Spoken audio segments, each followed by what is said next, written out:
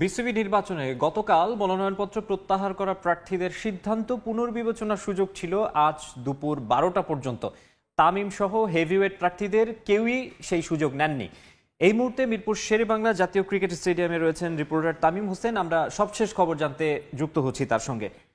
তামিম, সময় যত ঘনিয়ে আসছে বিসিবি নির্বাচনের নাটকীয়তা যেন বেড়েই চলেছে। বিসিবি নির্বাচনের ইতিহাসে যেটা আর আগে কখনো হয়নি সেটাই কিন্তু এবার হয়েছে। আমরা যেমনটা জানি গতকাল তামিম ইকবাল সহ ফাহিম সিনা এবং হেভিওয়েট প্রার্থী 16 জন কিন্তু তাদের নমিনেশন প্রত্যাহার করেছে।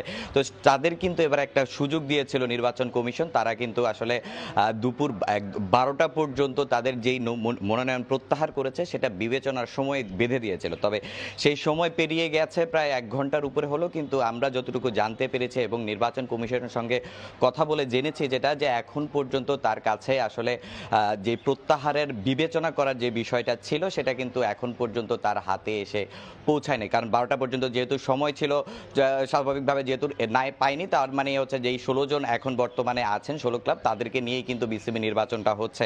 তো আমরা যেমনটা জানি যে এর আগে বিসিবি নির্বাচনে কখনোই আসলে এই ধরনের সুযোগ দেওয়া হয়নি। এবার হয়তোবা বেশ কিছু হেভিওয়েট প্রার্থীরাই কিন্তু আসলে মনোনয়ন প্রত্যাহার করেছে এবং তাদেরকে একটা সুযোগ দেওয়ার জন্যই কিন্তু আসলে এই ব্যবস্থাটা নির্বাচন কমিশন করেছে। কিন্তু সেই নির্বাচন কমিশনারের যেই ব্যবস্থাটা করেছে সেটাতে কোনো বিএনপির প্রার্থী যারা আছেন বা বিএনপি সমর্থিত যারা মনোনয়ন কিনেছিলেন তারা কেউই আসেনি। এমনকি তামিম ইকবাল, তিনি আমরা যতটুকু জানতে পেরেছি সে তার চিকিৎসার জন্য দেশের বাইরে গিয়েছেন। এবং আজকে আমরা আরেকটা বিষয় জানতে পেরেছি যে আসলে যারা আসলে আজকে এই যে মনোনয়ন প্রত্যাহার করেছেন তারা এই বিসিবিতে একটা মানববন্ধন করার কথা রয়েছে। কারণ তারা গতকাল কিন্তু দাবি করেছিলেন যে এবারের বিসিবি নির্বাচন আসলে বাংলাদেশ ক্রিকেটের জন্য একটা কালো দাগ। বাংলাদেশ ক্রিকেটে নাকি এই বিসিবি নির্বাচন একটা কালো অধ্যায় হয়ে থাকবে।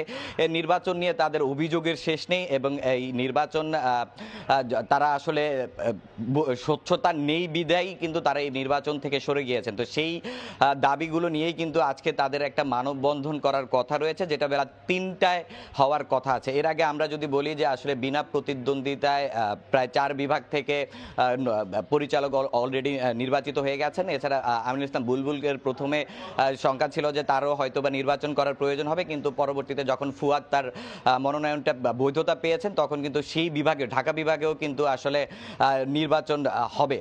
তো মিরপুর শেরেবাংলা ক্রিকেট স্টেডিয়াম থেকে বিসিবি নির্বাচন নিয়ে এই ছিল আমার কাছে সবশেষ তথ্য।